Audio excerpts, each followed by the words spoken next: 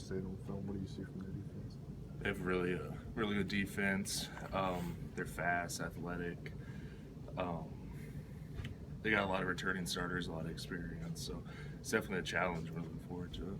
Are they similar to the defense you go up against in practice every day? Do you see similarities at all? I mean, there's obviously schematic differences and that type of thing, and personnel differences, but they're both really great defenses. So it's good to get to prepare against a really great one and get ready to play a really great one. Jonah, what's challenging about their edge guys, especially a guy like Josh Sawyer? Yeah, really long, really fast, athletic, talented guys that have a little bit of experience too. Can you hold this? Yeah, Sorry, thank you. This is nice. So yeah, really talented guys. It's gonna be a fun challenge. Hey, we haven't talked about this in a while, but are you feeling 100% comfortable on the left side now?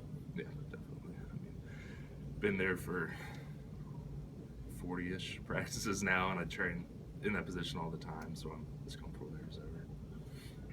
What do you think about going up against Deshaun Hand in practice, and how has he improved? He's a freak athlete, really talented player, good competitor. So we definitely make each other better. I feel like in practice. So it's good to have a guy like that you can go against. So when you go against other talented guys on Saturday, it's not a big surprise. How long did it take you last season until you felt like you were ready? Ready to start. I couldn't give you a specific date, but I think that there's a lot of practices. There's a lot of spring practices, a lot of fall camp practices. So each one you do, you get more and more comfortable. So by the time the first game rolled around, I was comfortable there. You have one or two blocks that stand out, like your resume tape blocks of last season. No, it's funny. Because in high school, it's all about making a good highlight tape, to try to get recruited and that type of thing. But here, not so much. I remember drives and stuff like that. At the end of the Auburn game, and we had a couple drives. Starting at the 2-yard line and just running the ball 11 times and you score, and that's the stuff that I kind of remember. I don't remember any major, a block here, a block there. It's more the drives and the feelings of those games. Are you giving any advice to Matt or Jedrick about playing that right side? What they need to do to not only just get there but stay there and win that job. Yeah, I mean, we talk. I try not to be preachy, and it's just not really my style. But we talk about what it's like to actually play in a game, versus practice, what the differences are and that type of thing, and little schematic points here and there. But I try not to sit on my lap. It's just that's not my style. Are you surprised how quickly Jedrick sort of ascended? He didn't enroll here early, got here in the summer. Yeah, I mean, I'm not surprised because he's talented and he's a hard worker, but I think he's done a good job so far.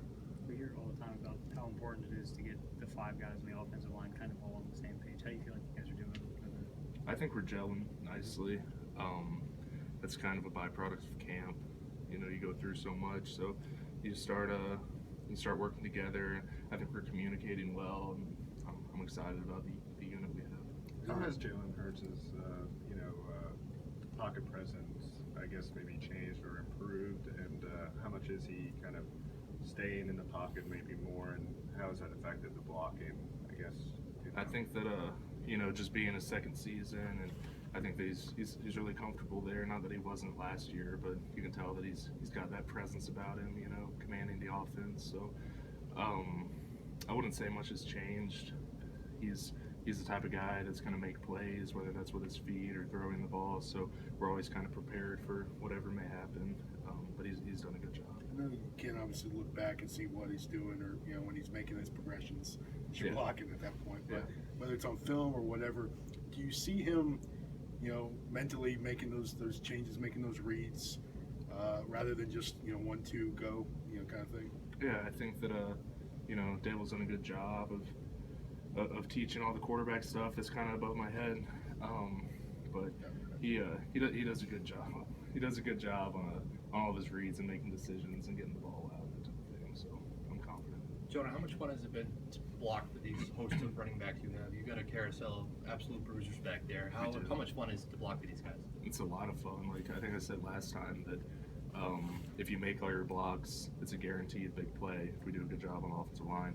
And if we mess up a block or two, it still might be a good play because we got such talented guys that can over, just be people, you know, with their feet. So, I mean, that's exciting as offensive line because you know if you do your job, then it's going to be successful run play. And those guys they all have great personalities. They all work hard. No one has a big head. It's a really good unit. John, a couple weeks ago, one of the FSU offensive linemen made the line that they go against the best defensive line they think in the country. You know, going in practice, and it'd be nothing compared to what Alabama would be, kind of thing, or the inverse.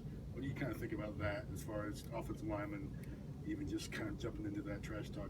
Yeah, I mean, I don't do rankings, so I'm not going to say one person's better than another, but I think, they do have a good D-line, and they're proud of going against their D-line. We have a good D-line. I'm not the type to make any controversial statements like that.